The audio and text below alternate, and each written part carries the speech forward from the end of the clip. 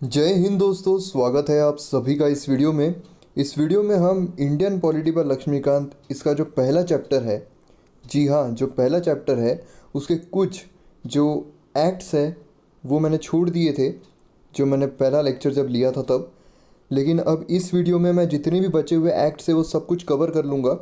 और इस वीडियो को जो प्लेलिस्ट है इंडियन पॉलिटी पर लक्ष्मीकांत की, उस प्लेलिस्ट के पहला जो लेक्चर है उसके सेकंड लेक्चर पे ही रख दूंगा।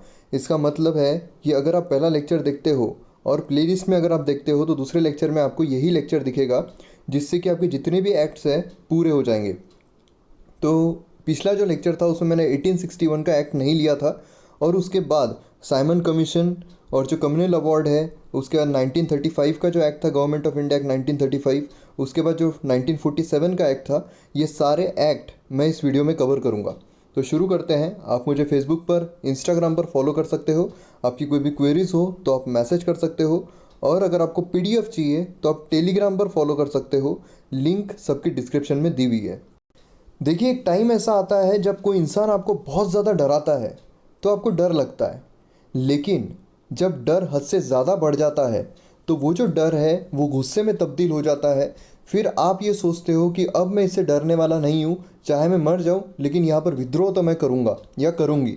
तो इसी तरीके का नज़ारा हमें देखने को मिला था 1857 में, क्योंकि जब ब्रिटिशर्स आए थे तो ब्रिटिशर्स ने यहाँ पर काफ़ी एक्सप्लॉयटेशन किया था इंडियंस का, काफ़ी उन्हें डरा कर रखा था।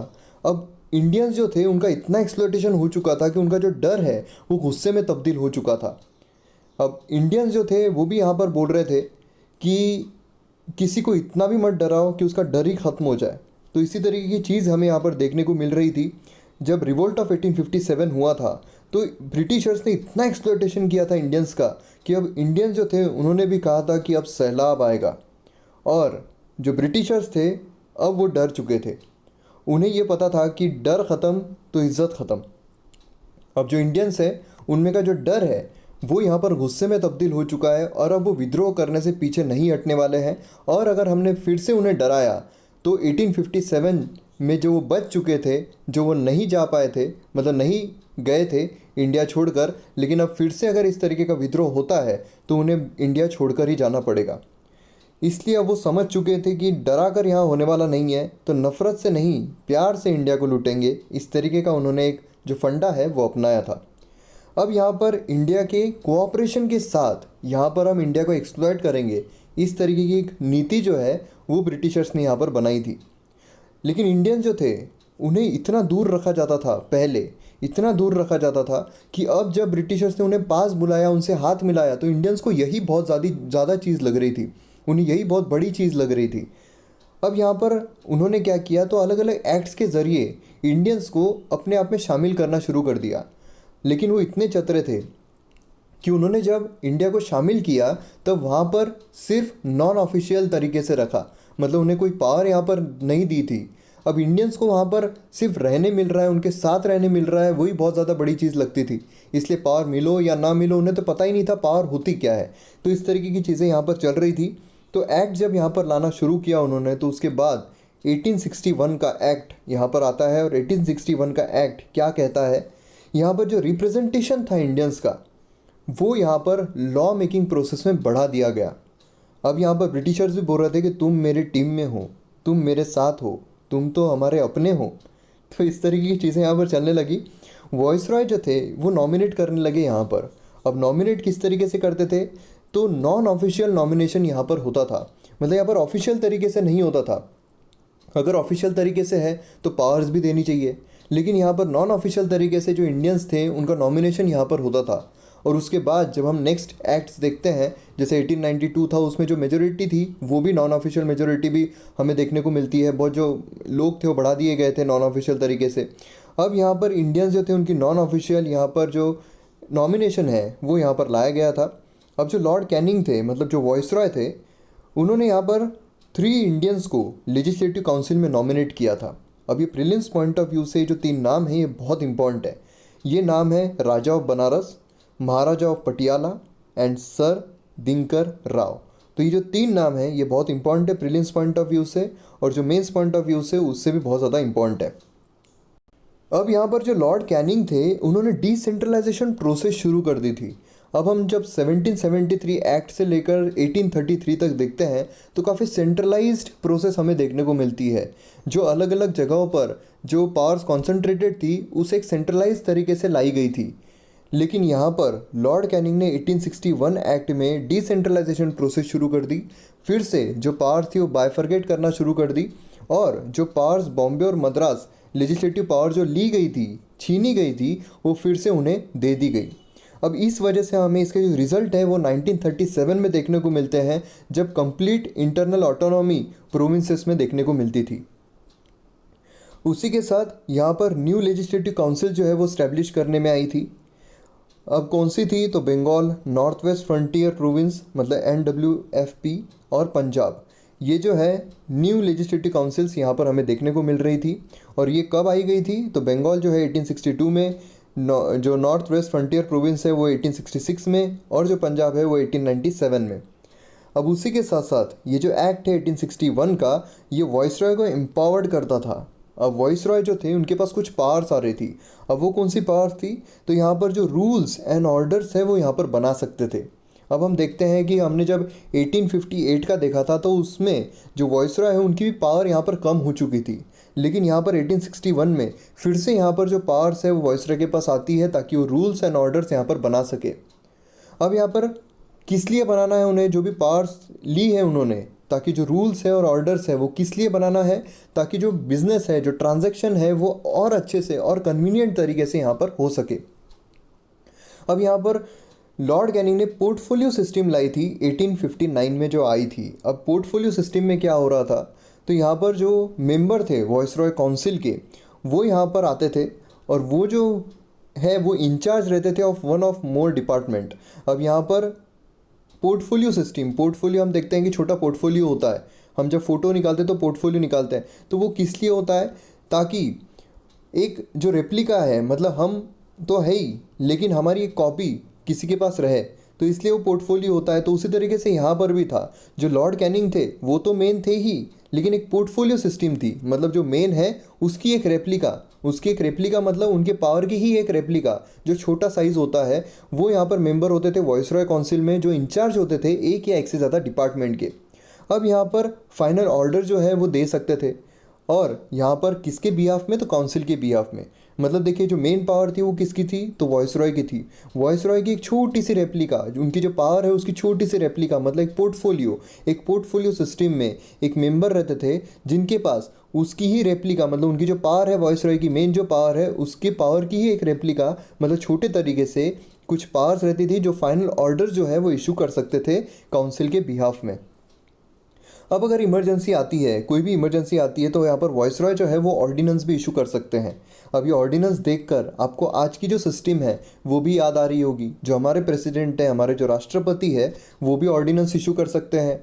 अब ये जो ऑर्डिनेंस है जब पार्लियामेंट पावर में नहीं होती है, जब पार्लियामेंट सेशन में नहीं होती है, अब यहाँ पर वॉइसरॉय भी इशू कर सकते थे ऑर्डिनेंस। और ये जो ऑर्डिनेंस है without the concurrence of the legislative council, यहाँ पर लेजिस्लेटिव काउंसिल जो है उनके बिना कॉन्करेंस के साथ, जैसे अभी जो प्रेसिडेंट है अगर वो पार्लियामेंट सेशन में नहीं है तो यहाँ पर ऑर्डिनेंस इशू कर सकते हैं।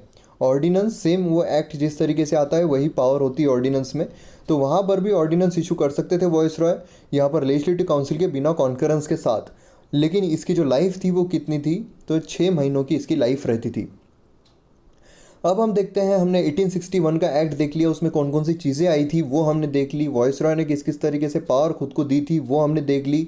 जो नॉन ऑफिशियल जो नॉमिनेशंस होते थे वो हमने देख लिए। अब यहाँ पर साइमन कमीशन के बारे में देखते हैं। तो साइमन कमीशन आपको पता होगा, अगर आपने हिस्ट्री पढ़ी है तो आपको थोड़ा बहुत पता होगा साइमन कमीशन के बारे में, कि यहाँ पर कुछ चेंजेस लाने की बात की जा रही थी।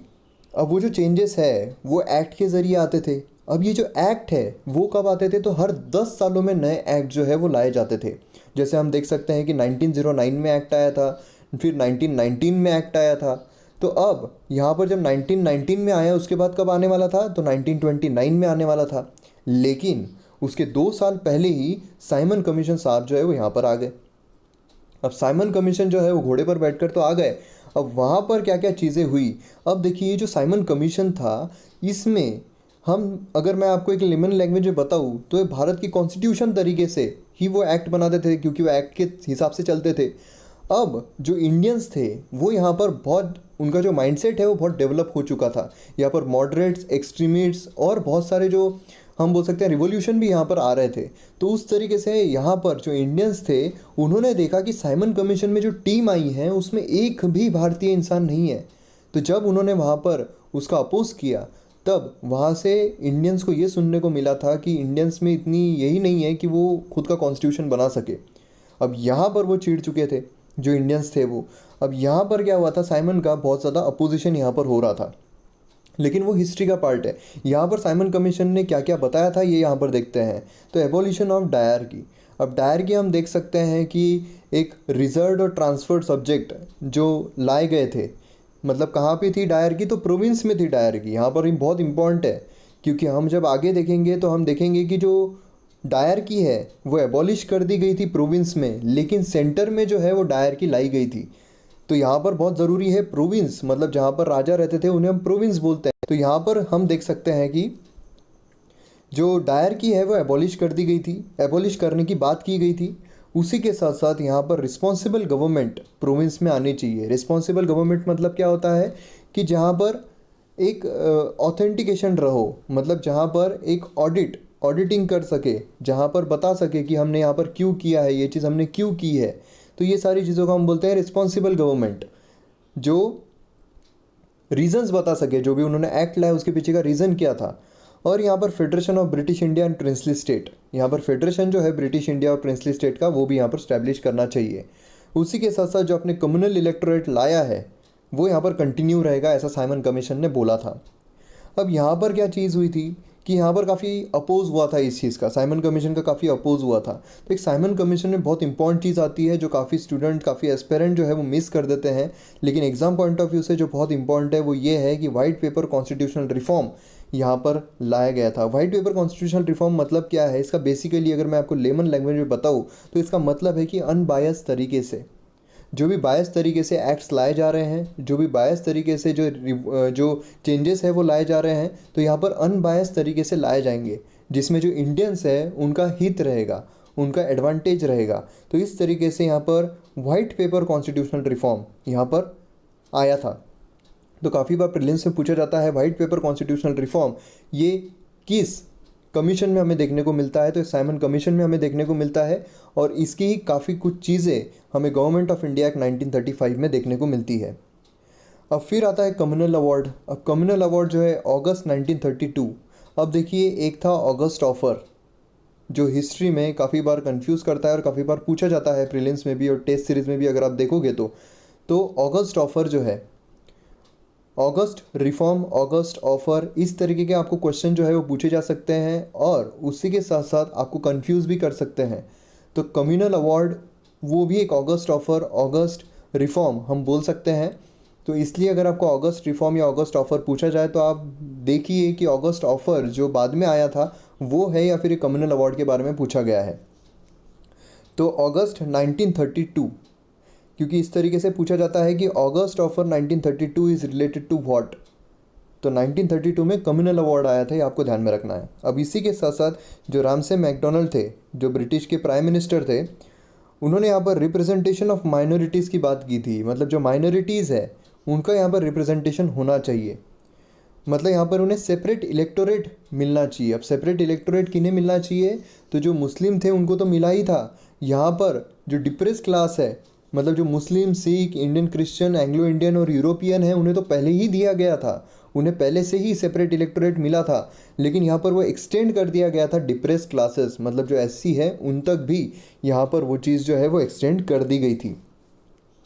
अब गांधी जी एरवाड़ा जेल में थे ऑलरेडी। अब उन्होंने इसका अपोज किया, उन्होंने बोला कि अब तो आतामाजी सटक ली, अब तो ये हो ही नहीं सकता, अब तो मैं सीधा फास्ट करूँगा टिल डेथ।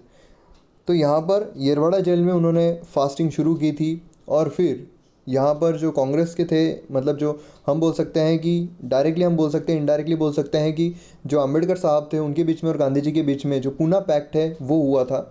अब इसके तहत जो रिजर्व सीट्स है वो दी गई थी डिप्रेस क्लासेस को, मतलब सेपरेट इलेक्टोरेट नहीं, लेकिन जो रिजर्व सीट्स है वो यहाँ पर प्रोवाइड की गई थी जो डिप्रेस क्लासेस है उन्हें। तो इस तरीके से हम देख सकते हैं कम्युनल अवार्ड भी हमने यहाँ पर देख लिया। अब यहाँ पर हम गवर्नमेंट ऑफ इंडिया एक्ट 1935 के बारे में जानते हैं। अब डिटेल डॉक्यूमेंट जो है ये गवर्नमेंट ऑफ इंडिया एक्ट 1935 का, इसमें 321 सेक्शंस है और 10 शेड्यूल्स है। तो हम देख सकते हैं कितना बड़ा है, और बहुत सारी चीज़ें हैं जो हमारे संविधान में आज प्रेजेंट है वो हमने गवर्नमेंट ऑफ इंडिया एक्ट 1935 से ली है। तो इसलिए हम देख सकते हैं कि यहाँ पर काफ़ी बड़ा ये एक एक्ट है। अब इसमें हम इम्पॉर्टेंट चीज़ें देखते हैं, जैसे ऑल इंडिया फेडरेशन यहाँ पर लाया गया था। ऑल इंडिया फेडरेशन के तहत यहाँ पर लिस्ट बनाई गई थी, 3 लिस्ट, मतलब यहाँ पर फेडरल लिस्ट थी जो सेंटर की थी, जिस पर ये जो लिस्ट रहेगी इसमें जो भी सब्जेक्ट्स हैं, मतलब 59 सब्जेक्ट्स थे, इसमें जो सेंटर है वो एक्सक्लूसिवली जो रूल्स हैं वो ला पाएंगे। जैसे आज हम देखते हैं यूनियन लिस्ट, स्टेट लिस्ट और कॉन्करेंट लिस्ट, उसी तरीके से लिस्ट यहाँ पर हमें देखने को मिलती है। फेडरल लिस्ट थी जो सेंटर थी, मतलब आज के ज़माने में हम यूनियन लिस्ट बोल सकते हैं। प्रोविंशियल लिस्ट थी जिसे हम स्टेट लिस्ट भी कहते हैं, उसमें 54 सब्जेक्ट थे। और तीसरी आती है कॉन्करेंट लिस्ट जिसमें 36 सब्जेक्ट थे, जिसे आज के ज़माने में भी हम कॉन्करेंट लिस्ट ही कहते हैं। फेडरल लिस्ट जहाँ पर जो सेंटर है वो एक्सक्लूसिवली लॉज बना सकता है। प्रोविंशियल लिस्ट मतलब जिस पे जो प्रोविंस है वो एक्सक्लूसिवली लॉज बना सकता है, और जो कॉन्करेंट लिस्ट उसमें दोनों लॉज बना सकते हैं। और कोई रेसिड्यूरी सब्जेक्ट होते हैं जो इन तीनों लिस्ट में ना दिए हो, उस पर कौन लॉ बनाएगा, तो जो वाइसरॉय है वो लॉ बनाएंगे। अब यहाँ पर ये जो चीज़ है ये चली नहीं थी। क्यों नहीं चली थी? क्योंकि जो प्रिंसली स्टेट्स हैं उन्होंने कभी इसे ज्वाइन ही नहीं किया था। अब आगे चलते हैं। अब यहाँ पर डायरकी की बात की जा रही है फिर से। हमने जब साइमन कमीशन देखा था उसमें हमने उसका रिकमेंडेशन देखा था कि उन्होंने कहा था साइमन कमीशन ने कि जो प्रोविंस में डायरकी है वो हटा देना चाहिए, एबॉलिश कर देना चाहिए। अब यहाँ पर प्रोविंस में जो डायरकी है वो आई कब थी? तो 1919 में आई थी। जो 1919 का एक्ट था उसमें लाई गई थी। अब यहाँ पर एबॉलिश कब कर दी गई? तो गवर्नमेंट ऑफ इंडिया एक्ट 1935 में एबॉलिश कर दी गई प्रोविंस में जो डायरकी थी वो। अब यहाँ पर इन्हें ऑटोनॉमी मिल चुकी थी, और उसी के साथ साथ यहाँ पर रिस्पॉन्सिबल गवर्नमेंट भी स्थापित करने में आ गई थी। रिस्पॉन्सिबल गवर्नमेंट मतलब क्या है कि जो गवर्नर है उन्हें एज पर मिनिस्टर्स, अब यहाँ पर काउंसिल ऑफ मिनिस्टर्स बोल सकते हैं या फिर मिनिस्टर्स भी बोल सकते हैं, तो गवर्नर को एज पर मिनिस्टर्स यहाँ पर एक्ट करना पड़ेगा। अब ये जो चीज़ है ज़्यादा चली नहीं थी, तो 1937 से लेकर 1939 तक सिर्फ चली थी। और उसी के साथ साथ यहाँ पर जो सेंटर है वहाँ पर डायरकी एडॉप्ट कर दी गई थी। अब देखिए प्रोविंस में डायरकी एडॉप्ट कब कर दी गई? 1919 में। एबॉलिश कब कर दी गई? तो 1935 में। और सेंटर में उसी वक्त डायरकी जो एडॉप्ट कर दी गई सेंटर में। अब डायरकी मतलब क्या होता है? जहाँ पे ट्रांसफर्ड और रिजर्व सब्जेक्ट लाए जाते हैं। तो इस तरीके से हम देख सकते हैं कि जो सेंटर है वहाँ पर डायरकी लाई गई थी 1935 में। तो कंफ्यूज करने के लिए आपको क्वेश्चंस पूछा जा सकता है। तो प्रोविंस और सेंटर ये दोनों चीज़ें आपको बहुत ध्यान में रखनी है। प्रोविंस से डायरकी हटा दी गई थी 1935 में, और सेंटर में डायरकी लाई गई थी 1935 में। और यहाँ पर ये चीज़ कभी आई नहीं थी, लेकिन पेपर पर तो थी, इसलिए पूछा जाएगा। और यहाँ पर बाइकैमरलिज्म जो है वो लाया गया था 6 आउट ऑफ 11 प्रोविंसेस में। जैसे हम देख सकते हैं बंगाल में, बॉम्बे में, मद्रास में, बिहार में, आसाम में, यूनाइटेड प्रोविंसेस में।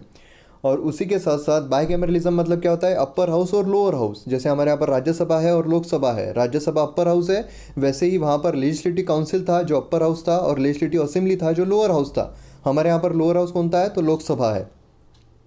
उसी के साथ साथ कम्युनल रिप्रेजेंटेशन भी लाया गया था। डिप्रेस्ड क्लासेस जो शेड्यूल्ड कास्ट है उनके लिए, और जो विमेन है और जो लेबर्स है उनके लिए भी। और यहाँ पर जो फेडरल कोर्ट है वो भी स्थापित कर दिया गया था 1937 में। और उसी के साथ साथ यहाँ पर फेडरल पब्लिक सर्विस कमीशन, जो हम पब्लिक सर्विस कमीशन देखते हैं, जैसे union public service commission, state public service commission और जॉइंट पब्लिक सर्विस कमीशन, उसी तरीके से उस वक्त भी फेडरल पब्लिक सर्विस कमीशन, जो आज के ज़माने में हम यूनियन पब्लिक सर्विस कमीशन बोल सकते हैं, जॉइंट पब्लिक सर्विस कमीशन, आज के ज़माने में भी जॉइंट पब्लिक सर्विस कमीशन ही बोलेंगे, और प्रोविंशियल पब्लिक सर्विस कमीशन जिसे हम स्टेट पब्लिक सर्विस कमीशन बोल सकते हैं। मतलब तुलना करने के लिए, कंपेयर करने के लिए मैं बता रहा हूँ। और रिजर्व बैंक ऑफ इंडिया भी स्टैब्लिश कर दिया गया था। और हम देख सकते हैं जो फ्रेंचाइज है, मतलब जो वोटिंग पावर्स होती है, वो 10% ऑफ द टोटल पॉपुलेशन तक एक्सटेंड कर दी गई थी। अब यहाँ पर हम देख सकते हैं कि जो वोटिंग राइट्स है सबको नहीं मिले थे, लेकिन गवर्नमेंट ऑफ इंडिया एक्ट 1935 में 10% जो टोटल पॉपुलेशन है वहाँ तक जो वोटिंग राइट्स है वो एक्सटेंड कर दिए गए थे। और उसी के साथ साथ यहाँ पर secretary of state for India was provided. यहाँ पर सेक्रेटरी ऑफ स्टेट जो होते हैं भारत के लिए वो प्रोवाइड किए गए थे उनके एडवाइजरी टीम के साथ।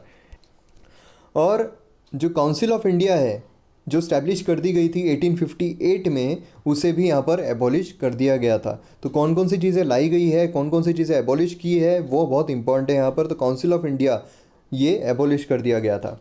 अब यहाँ पर हमारा गवर्नमेंट ऑफ इंडिया एक्ट 1935 जो है वो ख़त्म होता है। यहाँ पर हम आते हैं इंडियन इंडिपेंडेंस एक्ट जो 1947 जब हमें इंडिपेंडेंस मिला था वो एक्ट पर आते हैं। तो थोड़ा हम यहाँ पर बैकग्राउंड भी देख लेते हैं। जैसे February 20, 1947 को जो प्रधानमंत्री थे ब्रिटेन के, मतलब क्लीमेंट एटली, इन्होंने कहा था कि ब्रिटिश रूल जो है भारत में जो चल रहा है वो एंड हो जाएगा June 30, 1948 को।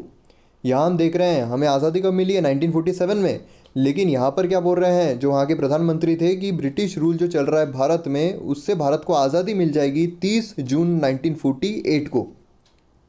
अब देखिए उस वक्त थोड़ा मैं बैकग्राउंड में आपको थोड़ा हिस्ट्री के पर्सपेक्टिव से भी बताऊं तो काफ़ी कम्युनलिज्म चल रहा था, काफ़ी कम्युनल लड़ाइयाँ चल रही थी, क्योंकि पाकिस्तान जो है सेपरेट जो स्टेट है वो मांग रहे थे, मतलब सेपरेट कंट्री, स्टेट भी बोलते हैं तो सेपरेट कंट्री मांग रहे थे। तो उस वजह से काफ़ी कम्युनल राइट्स चल रहे थे। तो इसलिए इन्हें लगा था कि अगर हम डेट डिक्लेयर कर देते हैं कि इस डेट को फ्रीडम दिया जाएगा, इस डेट को इंडिपेंडेंस दिया जाएगा, तो हो सकता है कम्युनल राइट जो चल रहे हैं वो ख़त्म हो जाए। अब यहाँ पर जो इंडियंस थे वो तो खुश हो गए थे, बोल रहे थे शाबाश। लेकिन जो पाकिस्तान चाह रहे थे उन्होंने बोला पाकिस्तान का बात कहाँ हो रही है, पाकिस्तान का जिक्र कहाँ हो रहा है, हमें पाकिस्तान चाहिए, हमें टू नेशन थियरी पे हम ये करते हैं, विश्वास रखते हैं, हमें पाकिस्तान चाहिए। और लड़ाई बढ़ चुकी थी और लड़ाइयाँ हो रही थी।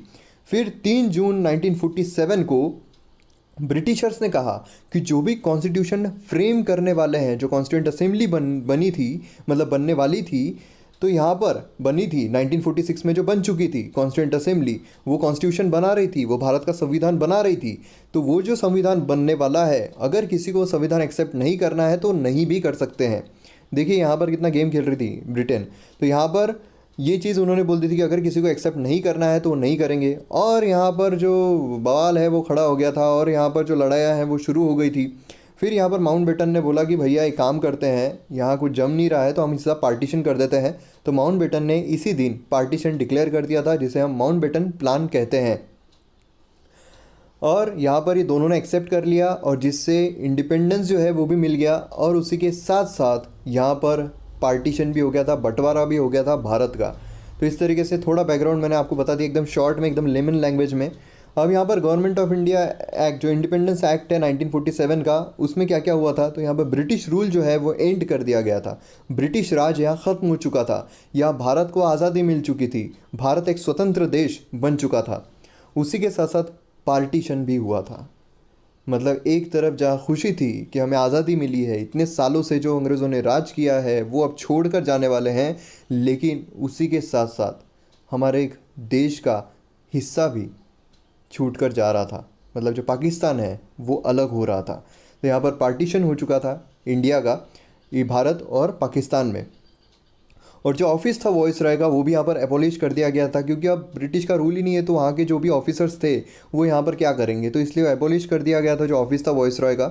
लेकिन एक गवर्नर जनरल का ऑफिस वहाँ पर क्रिएट कर दिया गया था।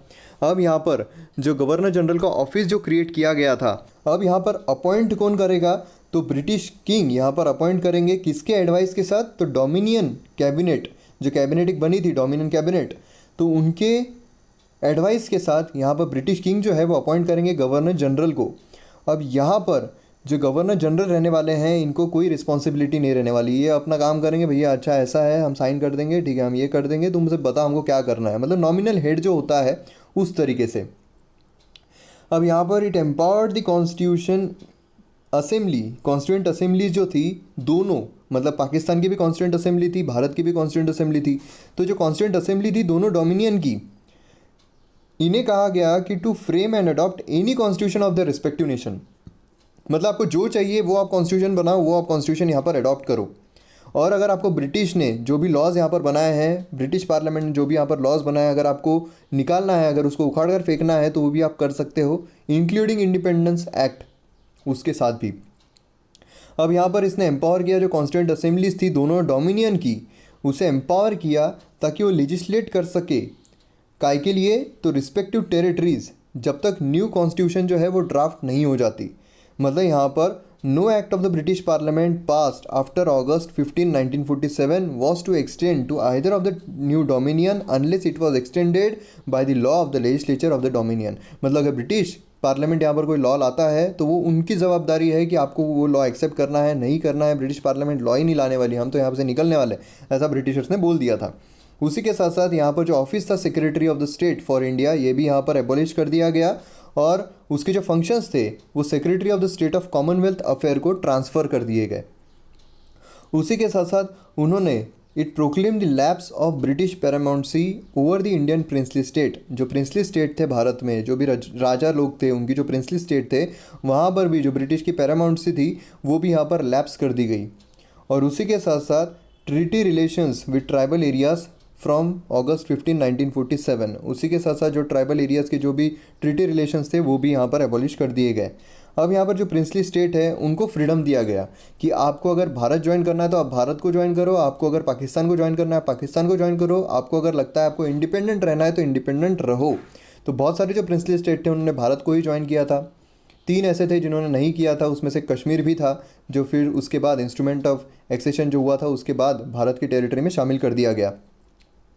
और जो एम्परर थे, एम्परर ऑफ इंडिया, ये भी टाइटल जो है ये निकाल दिया गया। एम्परर ऑफ इंडिया का टाइटल जो था वो भी यहाँ से निकाल दिया गया।